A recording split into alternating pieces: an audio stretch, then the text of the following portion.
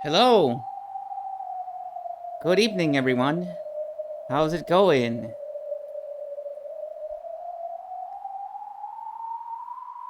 Are you ready to do more umineko? I sure am. Hello. Ah! Yep, that's right. I've been planning this jump scare since like episode 3.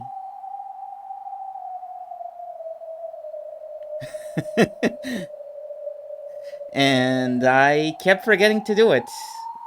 Always. I was like, oh, I ran out of time. I can't do it today. I can't do it today. I can't do it today. And then 10 months passed, and here we are.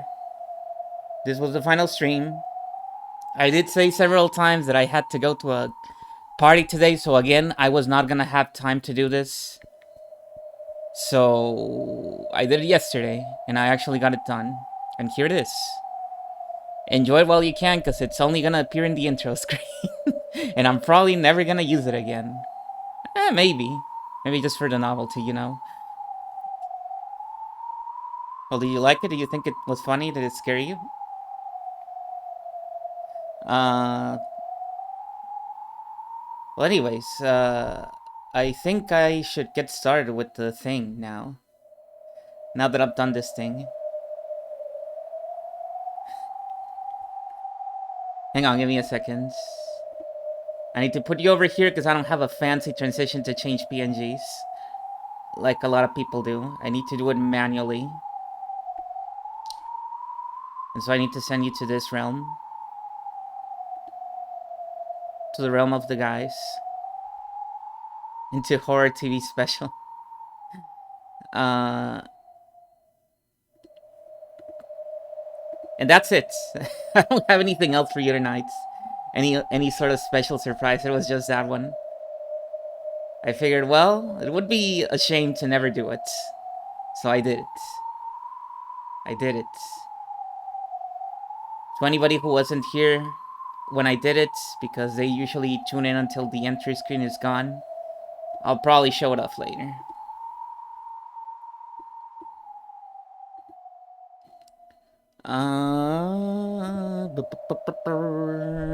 How do I do this? I forget.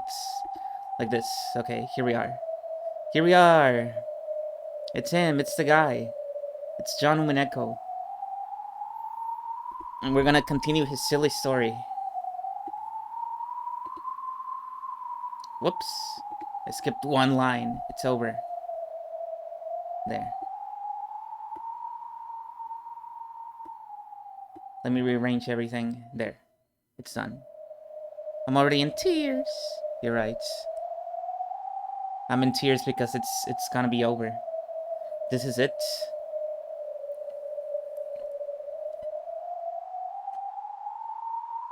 Okay, here we go. 3, 2... Unless it doesn't end tonight. It could just not end tonight. It could keep going. Here we go. This is one freakishly huge library. I've heard that each one of these books has a tale like ours inside it. After all, this is a world of gods. You can't tell at a glance that it's no place for scum like you to be in, right? After passing through the barrier, the three of them had finally made it inside the City of Books. For some time, they were overcome by the countless otherworldly sights before them, but they quickly remembered their original objective. Are you listening? First off, don't get the wrong idea. Hello, Croax. How's it going? You're almost free, Croax. You're almost free. You're almost out of jail. You're only one stream away from jail. Maybe two, but no, it's almost definitely gonna be one.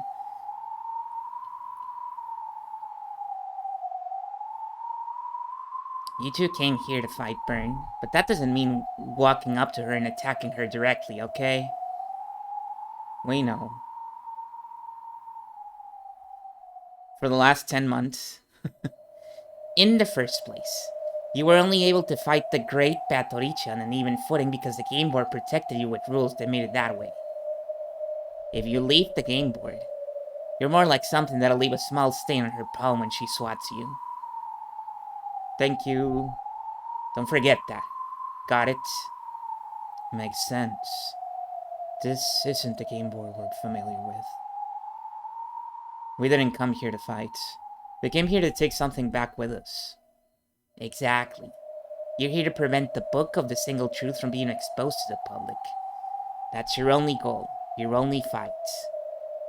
You better not be confused about that. Butler and Anjay nodded to show their understanding.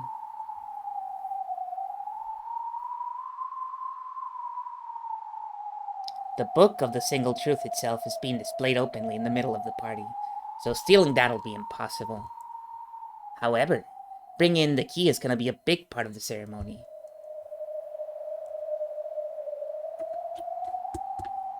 Which means the key must be stored in a different place. But there's no guarantee that it'll be undefended.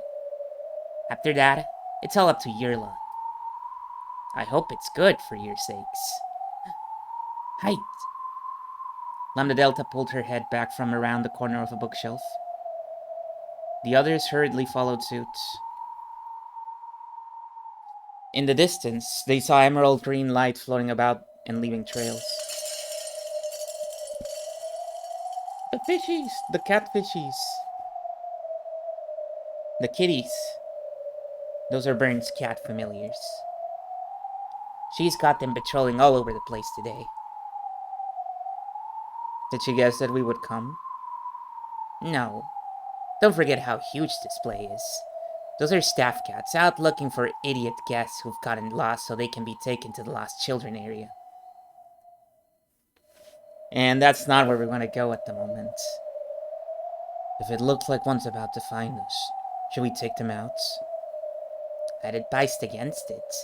Maybe if this were some other territory or game board.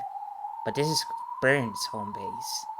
That single cat should make you as scared as being surrounded by a crowd of vicious beasts. Plus, they're cats. They got good senses, and they'll call for their friends. If they spot you, you better be prepared for what happens next. I'm not going to save you. Just getting you here has been troublesome enough. If I surrender, I might get off the hook with being stripped naked and thrown into the worst sort of crappy fragment for just a century. How wonderful. I think I can sympathize with Byrne's feelings a bit now. Lambda Delta wasn't laughing. Most likely, even this punishment she spoke of was pretty optimistic. Even though she keeps saying that she won't help anymore, she's already risking everything. Why? Isn't it obvious? Lambda Delta brushed her hair back and grins. It's because you're gonna show me the perfect happy ending. Lambda Delta hugged their heads at the same time, making their foreheads bond together. You'd better show me, for certain. Yeah. We'll certainly show you a happy ending. We'll certainly take this cat box back. Let's go. This way. Swim quietly.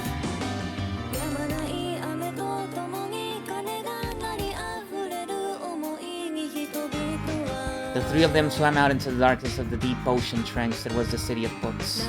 In that massive, vast trench of bookshelves, they vanished into the darkness almost immediately. The library defied the common sense of the human world. City of books. The word city is no exaggeration.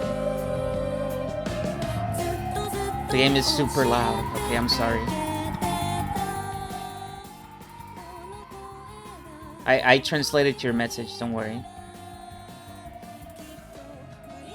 And it was filled with the green, glowing eyes of Byrne Castell's countless cat familiars.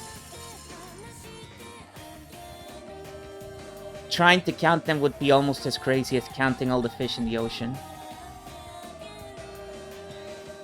They formed schools that swam all over the place. Green cats. They have green eyes, it's fine. I don't have green eyes. That's one of the few parts of me that is not green.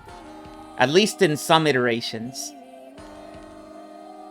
on the lookout for any fools who might miraculously have managed to slip in and disturb their master's party. Even the mouth is green. If Battler's group was found, the cat would report it instantly. They would probably form a pack, open their large mouths and swallow them in a single gulp. There would be no fights. In this place, Battler's party would be swallowed like tiny fishes if they were discovered.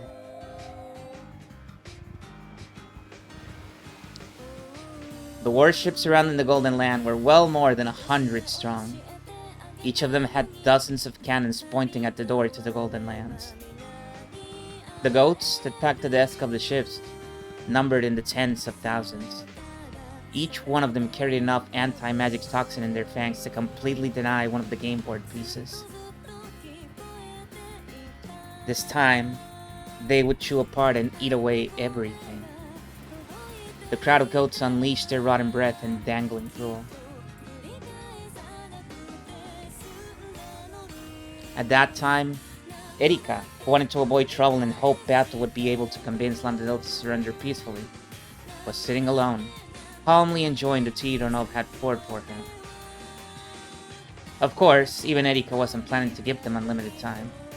In her mind, she had already decided to allow them 3 yawns before stepping in. This actually isn't so bad. Getting to watch Battle try and convince everyone as they call for a coward and a loser. Indeed. It is impressive that our short-tempered mistress has managed to become such an adult. What's so funny? Oh, pardon me.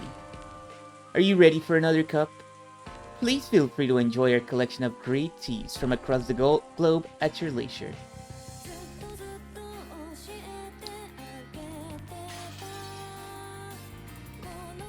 Lambda is leading Bat aside into an all-out resistance, and she's gathering her friends. Is this a joke? The messenger cat shook its head, then continued to dispassionately meow its reports. Even Lambda isn't that stupid. She should know what it means to have Awao as her enemy.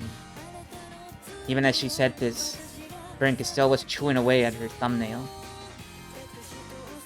Despite how she looks, that kid has a lot of strange friends. And they're all idly curious, crazy monsters. Even so, to take up arms against the Senate. It was possible. She could think of many monsters among Lambda Delta's friends who would love to see a losing side gain support and make a comeback victory. No, Bug, it's the other way around. She's the one who has no friends. Lambda Delta is a very popular person, as you've seen. Before she realized it, the finger Brinkastel was biting was covered with sweat. She could do it. She really is a moron sometimes, after all. Give me a phone, quickly! The cat leapt away, then flew back with a phone and receiver. I'm going to call up her friends. I have to warn them not to get involved in this stupid game. Phone numbers. Don't I have any phone numbers saved in here? Oh right, I have no friends. How are you supposed to greet people over the phone? Does hello work?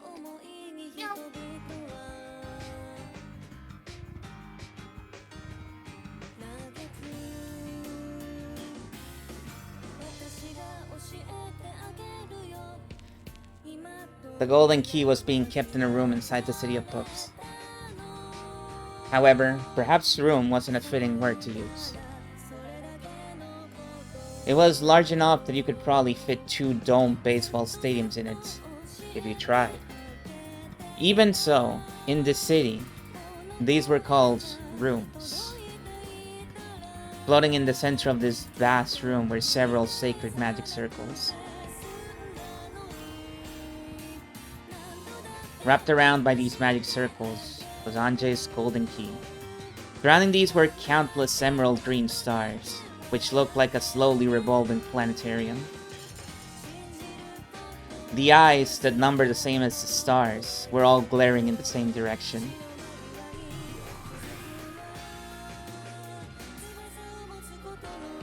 Come on, don't look at me like that. I'm on your side, did you forget? Or the cats paddled towards Eva, meowed that no one was allowed to enter this room. Lady Brincastel has ordered me to guard that key. So why don't you leave this to me and get lost? After looking at each other with suspicious eyes, the cats glared at Eva again, as though saying that they hadn't heard of any such order. By the way, cats have pretty soft bodies, don't they? Why don't you leave this to me and fuck off? Makes them much easier to chew. Eva lifted up her golden staff, and the floor and ceiling of the bathroom were covered with red lines. The reaction from the cat was lightning fast.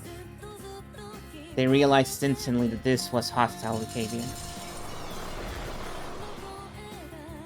The entire emerald green constellation writhed and became a single, massive deep-sea fish, which charged at Eva with its cavernous mouth open wide.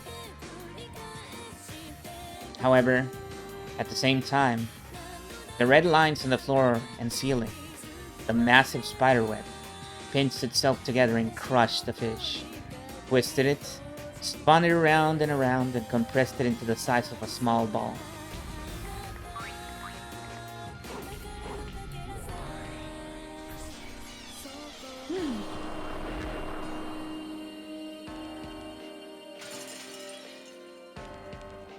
Then, that ball-shaped thing burst open, leaving nothing left. It all happened in an instant. If only you just give up and die.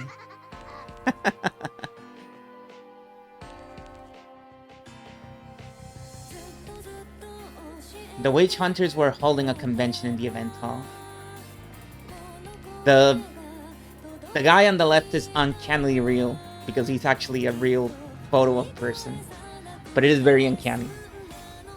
After all, when Oshiro Miyaeva's diary was opened, the endless cat box would be lost, along with the countless imagined stories that had entertained them for so long. So, that George. Oh. Tanaka. Oh, okay. So this final convention was a time for them to air their best theories one last time. Do you think they were gonna do a thing where it's like, submit all of your last minute theories. Whoever gets it right wins $1 million. While opening of the cat box did give them a slightly lonely feeling, they couldn't contain their excitement as intellectual rapists, not when they knew that the Rokujima mystery was finally going to be solved, once and for all. If that box were opened, a single girl would be hers. However, their jaws and fangs couldn't care less. The witch-hunting goat nobles kept picking their lips, wanting to chew apart the guts of Beatorice's cat box as soon as they could.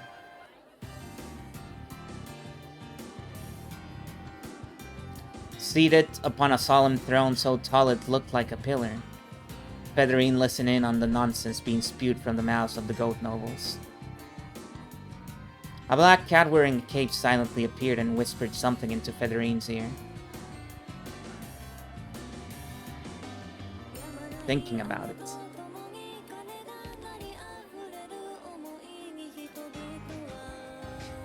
Toby Fox definitely read that shit. What? No, that's fine. Everything is going according to my plans. You need not inform my amigo. The cat bowed humbly and vanished. Federine raised her wine glass high and laughed as she looked through it to the light of the chandelier, which was as beautiful and majestic as the moon. This should be enough to thank you for your excellent reading, child of man. Well now, just who is weaving this tale? Am I for you, Or are you for me? Chapter 5 confirms. They just say, yeah, I read umineko. Apropos of nothing. There's no references or anything. They just say, I read umineko, by the way. Anyways, moving on with Deltarune.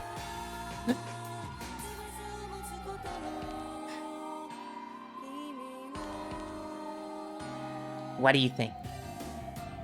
A trap?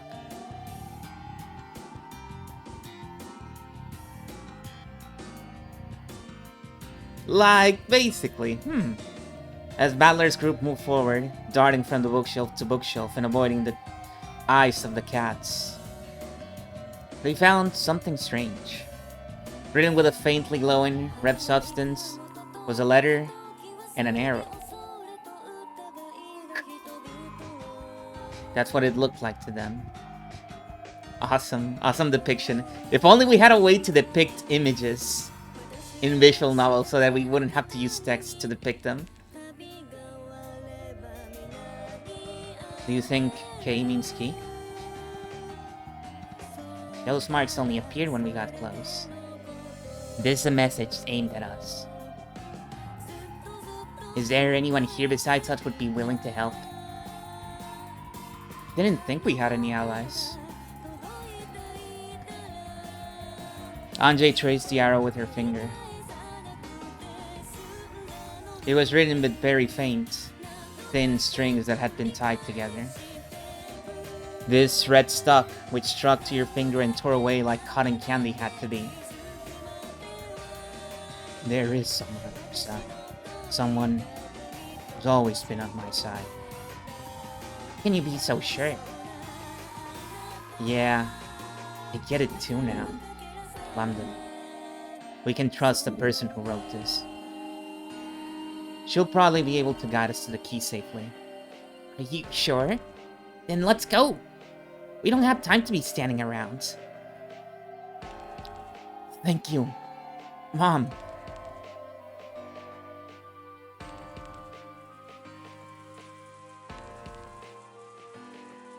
In the arbor, the argument over whether they should surrender or fight continued without signs of stopping. Every now and then a small fight would break out, which fortunately ended up delaying Erika's third yawn. However, they didn't know how long they would have to continue this fake fight. Keeping this high level of tension going was physically stressful. The instant they tired out and the tension faded, Erika would probably demand the verdict.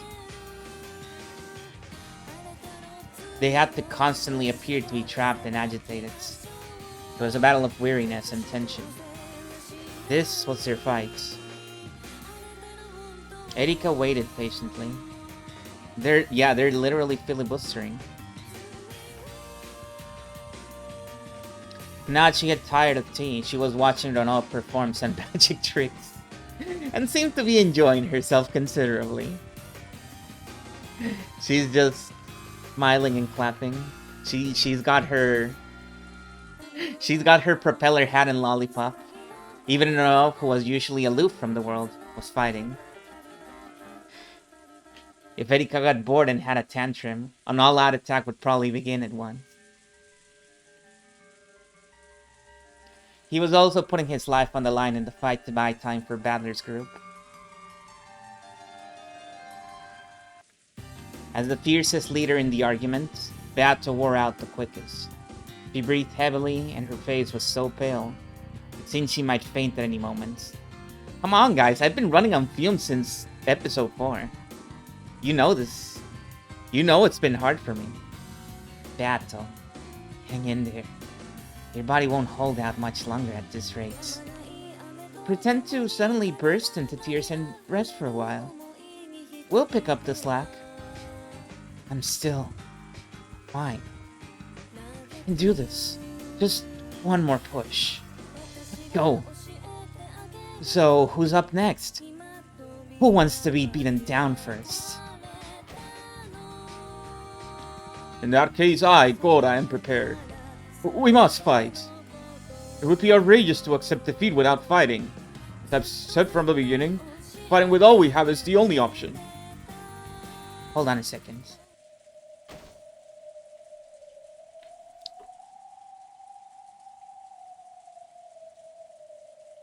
Oh, that's interesting. Erika suddenly rose from her chair. Renov tried to coax her back into her seat, but Erika's attention was completely focused on those arguing about the arbor. I am the detective. My memory of what I hear is as good as a recording. We are aware of that, of course. You are quite an excellent detective, after all.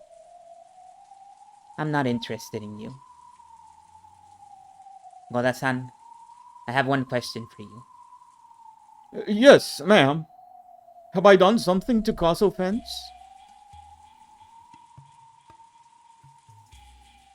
Hold on. Don't forget that some of us are opposed to fighting. I think we should surrender. Those were the first words I heard from you when I arrived here. However, you just stepped it. We must fight. It would be outrageous to accept defeat without fighting. As I've said from the beginning, fighting with all we have is the only option.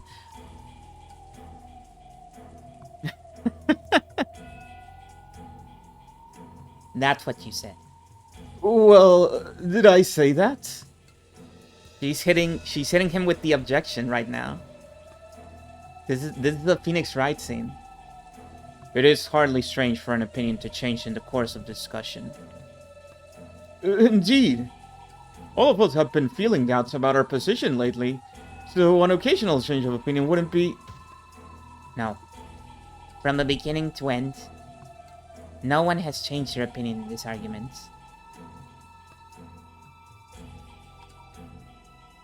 Just now, Goda-san alone flipped his position 180 degrees. Furthermore, I can't imagine that any of the statements made by the rest of you were sufficient to make Goda-san switch his position. An uncomfortable, moist wind blew by. Everyone was silent, frozen as though time had stopped. In that silence, Erika continued with a blank expression. This can lead us to two conclusions. First, it may be that Goda-san has no opinion, and is just a loser who will say anything that goes with the flow. Second, it may be that none of you has an opinion, and that this entire argument exists only for its own sake.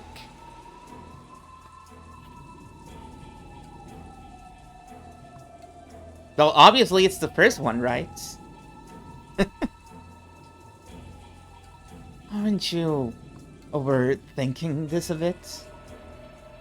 Here we are, all in a desperate debate that will decide our fates. I hardly think that it's strange that some people would act abnormally under such pressure. He was in shock. The classic Columbo excuse. I was in shock, okay? There was no reason why I did that. I was simply in shock. I was in shock, and so I decided to serve and prepare some tea and juggle because I was in shock. The only reason for prolonging a meaningless argument is to buy time. Do you have anything to gain by buying time? Is it because Lady Lambda Delta's reinforcements will come? That can't be true either. After all, for some time now, I have heard all of you speak to Lady Lambda Delta and Battler occasionally, but not once have I heard them reply. Taking all of this into account, we are left with only one conclusion. That Lady Lambda Delta and Battler are not here now. And that these people have won Lady Lambda Delta's assistance, with Lady Lambda Delta and Battler probably planning to sneak into the City of Books. In which case, their goal is probably to steal back the Golden Key and Anjay. And your plan was to act as bait and buy time until their mission was complete. But because of Koda-san's single poorly chosen line, this level of reasoning is possible for Furugo, Erika. What do you think, everyone? With a blank, yet ruthless expression, Erika spoke these words and returned to her seat. Everyone else was frozen, unable to move. No one spoke. Time was moving. As evidence, a bead of sweat dripped down someone's cheek, fell, and hit the table with a tiny yet audible splat.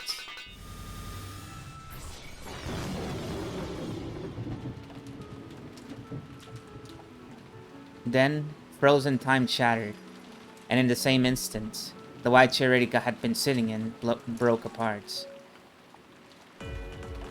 The stakes of the Seven Sisters of Purgatory and the high-velocity rounds from the Cheester Sister Core hit the chair at exactly the same time. And a few moments after that, the Erika sitting in that chair faded and vanished. After image. She's fast! Kill her! In an instant, Erika had moved to a spot behind the chair. Her expression remained as blank as it had been before. However, there was now something in her hand that hadn't been there.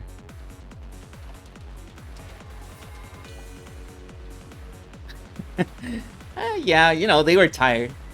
They couldn't really pull it off anymore. As the 7 lightning strikes of the Seven Sisters raised at her once more, she batted all of them away with her scythe. In my mind, this is the first time Erika uses her scythe, even though I know that's not true. I forget the previous use of the scythe, because this one is much more epic. That was one hell of a farce. But the tea was good. Thanks for the meal. Well now, it seems that you've all been in an agreement since the start. Allow me to ask for your answer once again. Erika lifted her left hand, the one that wasn't holding the scythe. Very well. Allow me to answer. This golden land belongs to me, to all of us. If you enter with your shoes on, we'll give you a proper welcome. In other words, to put it elegantly, all cannons, prepare to fire. Target, the golden land. Wash your face in miso soup. Shoot him dead.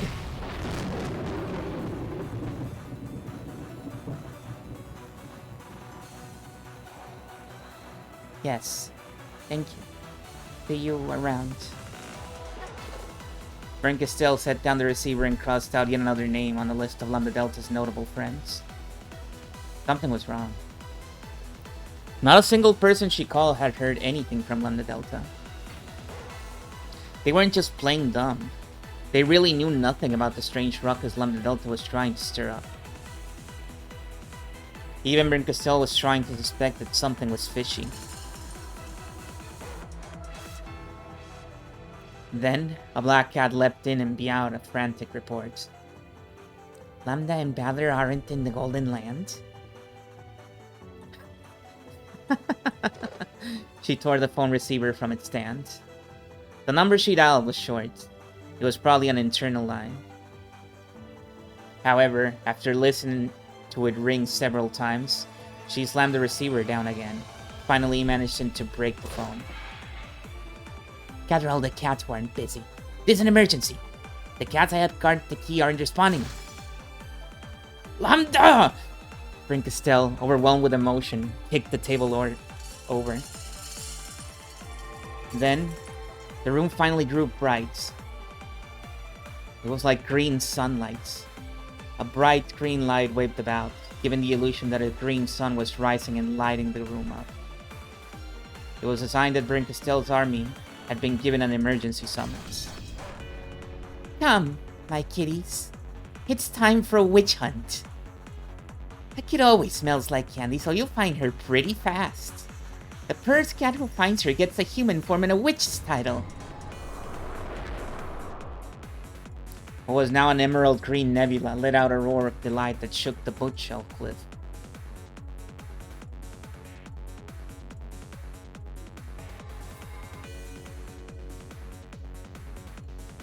Something's chasing us. What is that? A green sun? Hi! They know! The three of them frantically hid behind the bookshelf. The room with the key in it was straight ahead. They could see something glinting faintly in the darkness of that room. It was a glint different from anything else they had seen so far in the city. The color of the glint was gold. They'd almost reached the golden key. However, if they went towards it, Brinkestelle would be right behind them, along with her vast swarm of familiars. In other words, they were trapped in a dead end. They already knew that the emerald green color came from the eyes of the familiars. However, it was almost beyond comprehension that this undulating green sun could be the same thing, and they could do nothing except stare in wide-eyed shock. The countless cats were passing through the ravine of bookshelves, from the very top to the very bottom. As they approached, they painstakingly checked the gaps between each book. However, even this mind-numbingly huge task was accomplished swiftly, thanks to the sheer number of familiars.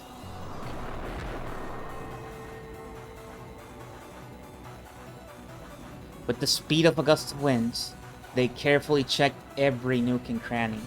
There was no way to hide from this green sun. That would have been as foolish as trying to hide from water on a sinking ship. Will we be able to hide until they pass us? No. At this rate, we're found no matter where we go. Batter was just about to leap out from the shadows, but Lambda Delta grabbed him by the collar an instant before. Are you thinking of fighting? No, but we'll be found if we just stand here. So we have to move forward. We need to reach the key as soon as possible. You really think there won't be cats guarding the key? We'll just be pinched between them. I believe in Anteba. She's the one who guided us this far. I'm sure she took care of the guard cats too. I agree. If we're going to be found anyway, let's try and get there as fast as possible and grab the key. We can just do that. No one will be able to open the book. So, we'll rush in there and grab the key. And then what? That place is a dead end, right? You realize there'll be nowhere to run, don't you? We know that, but... the key will be our trump card. It's vitally important to Brinkestelle too. If worst comes to worst, we might be able to use the key as a bargaining chip. Bargain with Bern? You're insane! But if we hide here, we'll definitely be found. In that case, I'll take a bet on that 1,000,000,000 chance. We'll get the key and have that be our trump card. So, you're praying for a miracle. To win against the Witch of Miracles? Picking a winner out of astronomically bad odds. That's the Ushiromiya family's magic.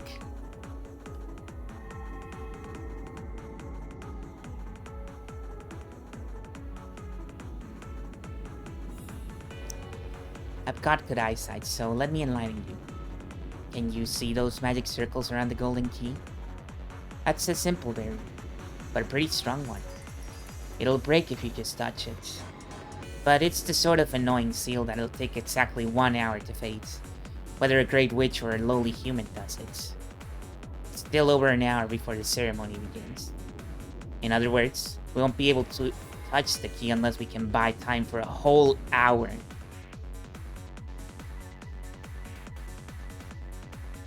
Nanteba took out the guard cats.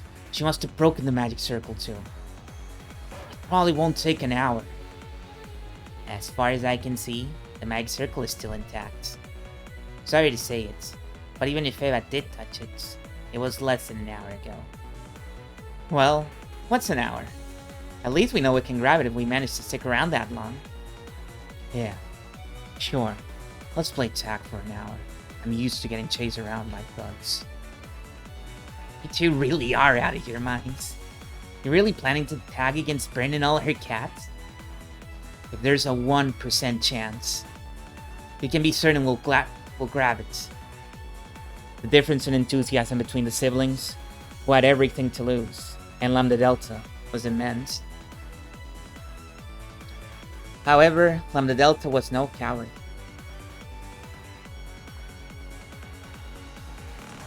She was a great witch of the Senate.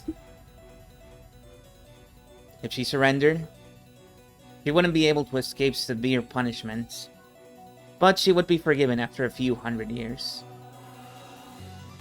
Why would she, after being thrown into a stormy sea while clutching a boy that could save only her, decide to throw that boy away? No living person could be as determined as those siblings, who were already fighting for their lives. No one could blame Lambda. You two really are stupid. You know that? Well, why don't I tell you about a plan that's got a bit more than 1% chance of working? How does that sound? The two siblings looked at each other. However, they both thought that any plan would be worth listening to, even if it would only raise their chances by 0.00001%. A sacrifice. Fern is a cat. She'll chase free and play, but she'll also kill prey that doesn't flee. Oh my god. Settle down! Settle down!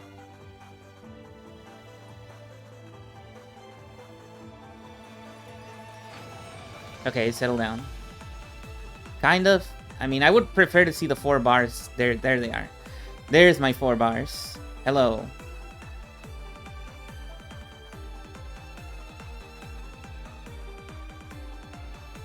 Burn's chewing on the Ethernet cable. Burn is a cat. She'll chase fleeing prey. But she'll also kill prey that doesn't flee. And only after toying with us first. Cats are terrible people. They're not people, they're cats. Still, if that's true, it'll be worth betting on.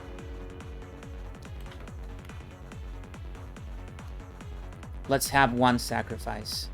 We'll decide with rock, paper, scissors. Whoever loses has to go hunt Burn, then get laughed at and killed. I'll buy us as much time as possible.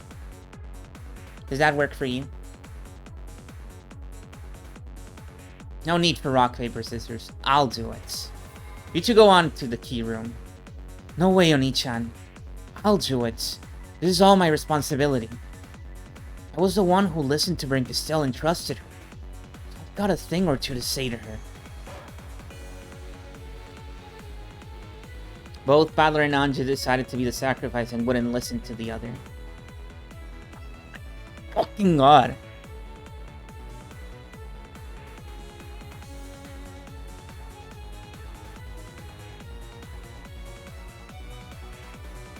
Can you please settle down?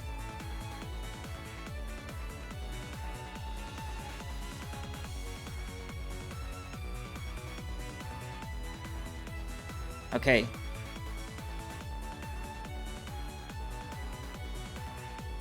Nope, it's dropping it again. Oh my god.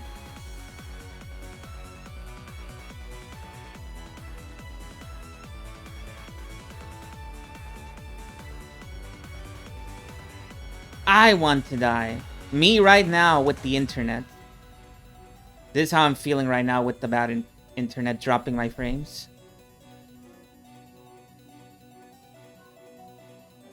See? You need rock, paper, scissors to decide, right? If you don't act quickly, we won't even have a chance to use this plan. They'll be here any moment. Okay. Either Anja and I will be the sacrifice. Lambda Delta, you'll take whoever's left, steal the key, and take them back to the Golden Lands. I won't let you do it, Oni-chan. Joking around. You got to let me act like a big brother at least once in a while. There's no time. Rock, paper, scissors. Single round. I'm super paper, so of course we'll start with that. Got it, you two? Fine. No regrets, okay?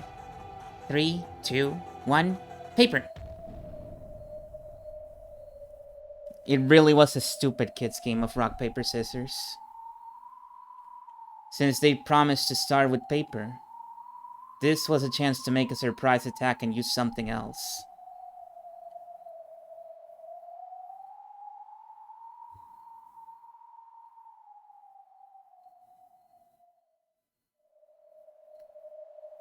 I'm waiting, I'm waiting. How many frames are you gonna drop before you fucking settle down?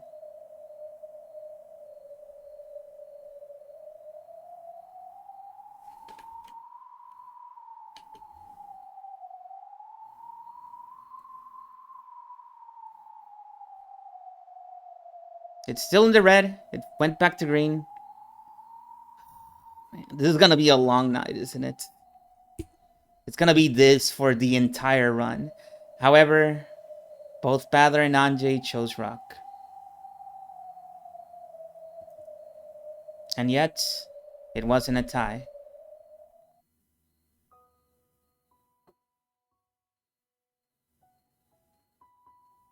Because, in addition to those two rocks, was one person who chose scissors.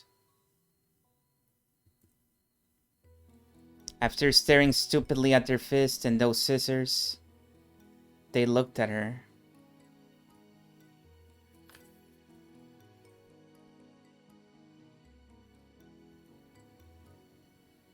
Ah, dang.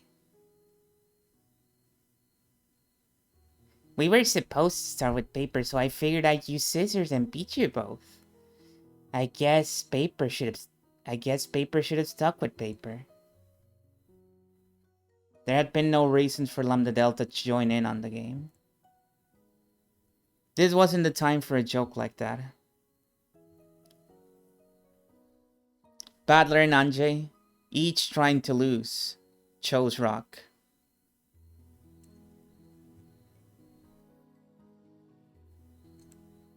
Lambda Delta alone chose scissors. Don't tell me. You intentionally...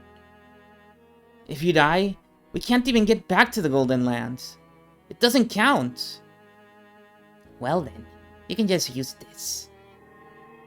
When Lambda Delta made a clenched fist, a palely glowing fragment appeared there and she gave it to the pair of them. Badler had seen one of these before. It was a magic fragment, like the one Erika had used before disappearing, which would allow one to cross a sea of fragments. With that, you'll be able to return to the Golden Lands. And anyway, I'm the best person for the job. You two probably wouldn't last a handful of seconds against Burn. If it's me, not only will an hour be no problem, but who knows? I might even win. And I owe her one. I got to make this my victory and even the score. Still, away games are such a pain. Lambda Delta pretended to complain as she stood up straight. Anyway, see you in a bit. I guess a show-off like me couldn't stick to being a spectator after all.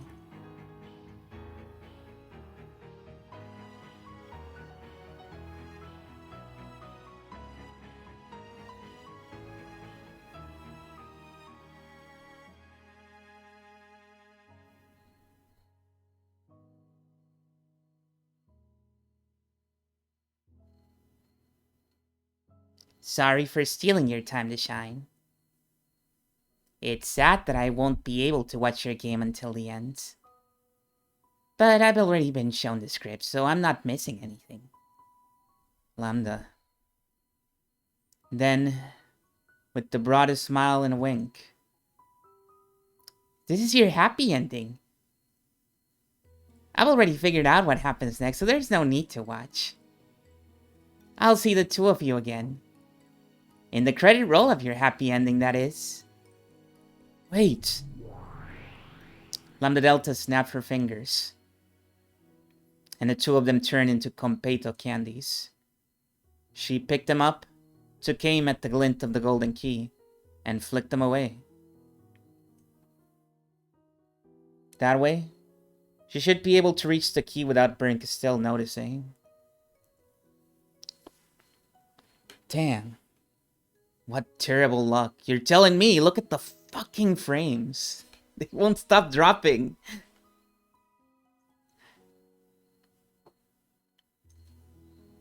3.4% is like abysmal.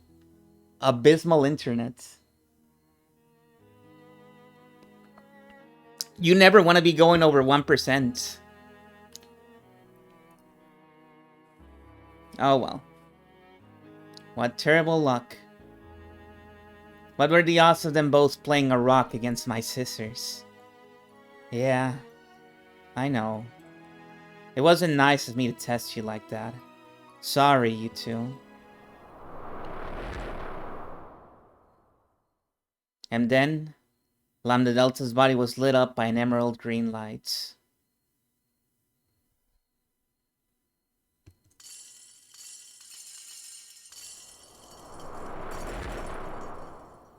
When she turned around, the cat's eyes and Lambda Delta's met. Lambda Delta grins and waved.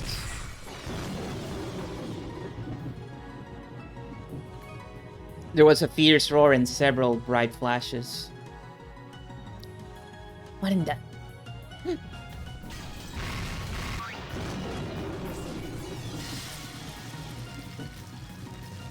A chain of explosions flashed by one after another, enveloping Bernkastel and her pack of familiars in an instant. They were multicolored fireworks. Or rather, multicolored candy that burst with a flash and scattered everywhere. Countless stick candies, sugar sculptures, cookies, and tarts flew in every direction. And each one of those split and exploded into hundreds of candies. Each of which exploded again into a cloud of competo. However, these sweets weren't sweets. The competo was heavier than lead, harder than steel, and sharper than any blade. As the colorful cloud exploded forward, it blasted the entire pack of cats into little bits.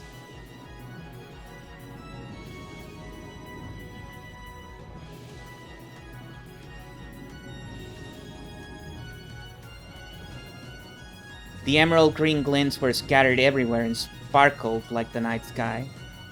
And among them danced a cloud of pretty candies that looked like they'd go on a Christmas tree.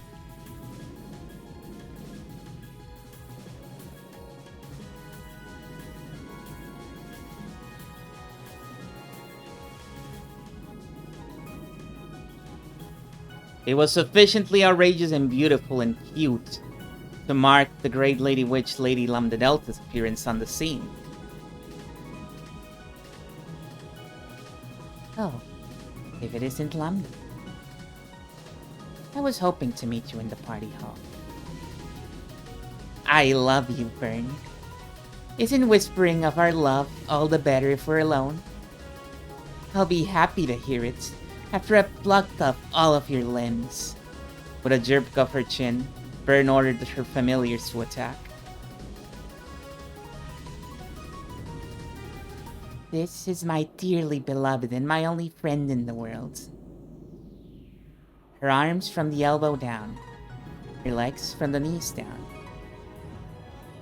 You can chew those up however you please, but not a scratch anywhere else on her.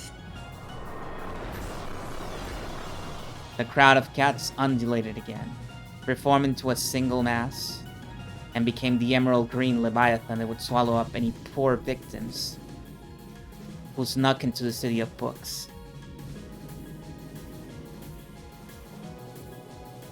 It was shaped like an impossibly vast whale. However, would it look like a whale from Lambda's perspective?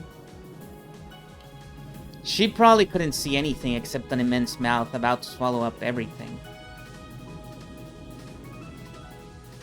Ah, simply wonderful. I'm about to be overwhelmed by Prince Love, aren't I? I do love you, Lambda. Once your limbs are gone, I'll skewer you through your butt and hang you by my bed. Every morning, I'll give you a good morning kiss, and every evening, I'll kiss you good night. Sounds great!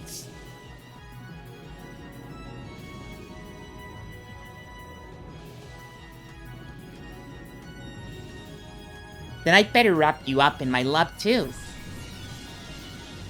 However, Lambda Delta's war cry was swallowed up by the glowing, writhing Leviathan in a single bite. Yes, you are wonderful, Lambda. I love that empty-headed way you just do things without looking ahead or worrying about your own life. And at the same instant that Lambda Delta was swallowed and Bring still was sure of her victory,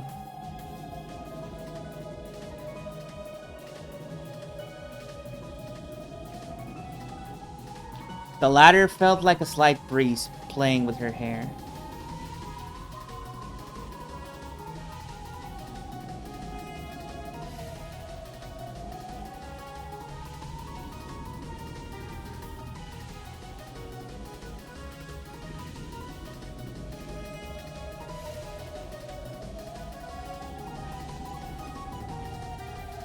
The countless sweets that Lambda Delta had sent flying like fireworks, and which drifted about like the decorations at a Christmas party, were flowing. No, they were converging on a single point.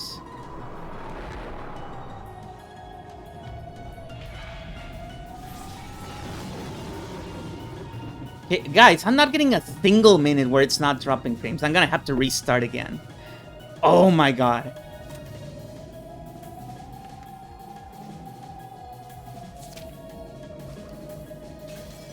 It is so bad.